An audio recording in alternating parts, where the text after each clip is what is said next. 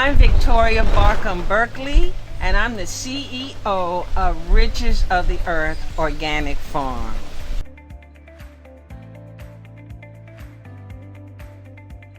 Actually, I had another program working with youth, and a lot of them were academically challenged and socially challenged.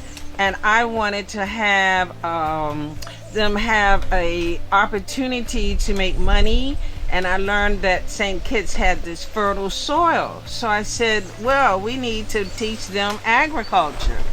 But unfortunately, I was not able to get the assistance that I needed at the time in order to teach the children. And then I met Sydney. And I asked Sydney when I met him if I could bring my children to his farm and would he teach them agriculture, because he's an organic farmer. And he said yes. And I brought the children. We started with Irishtown Primary School. We brought the children here. We fed them. We provided transportation for them. And we brought over 300 children here. And we taught them agriculture. Now, I was learning too, because I'm from Washington, D.C. And everything I bought, we came from the store.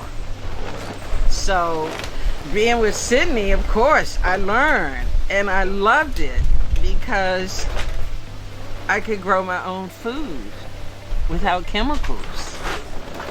And I just gravitated. I mean, really, it was the first time I've ever done anything like this, and it was like, I found my niche. This is it for me. And so that's how I started.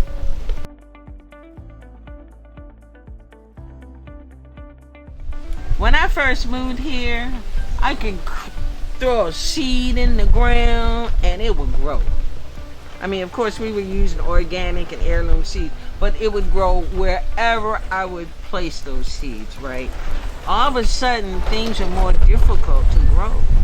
I don't know, well, they say it's a climate, and I guess, I believe it is a climate, because things that we used to be able to grow out in the open, we can no longer grow like that. So that's why we have the greenhouse now, because we're going to start having to grow some of our, like our leafy vegetables in the greenhouse, because being out there in the open, and when you don't use chemicals, it's much more challenging to try to grow the food now than it used to be when I first came here. You know, I was telling everybody, I'm a farmer, because it was so easy to grow the food. And now it's more challenging to do that, you know.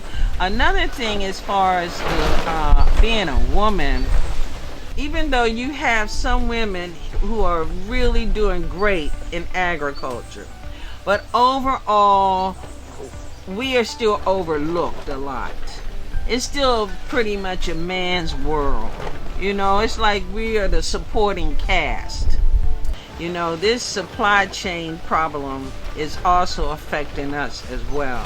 And things that I used to be able to get really easily, it's not as easy to get anymore. So these are the real challenges that I have to deal with as a woman who is into organic farming.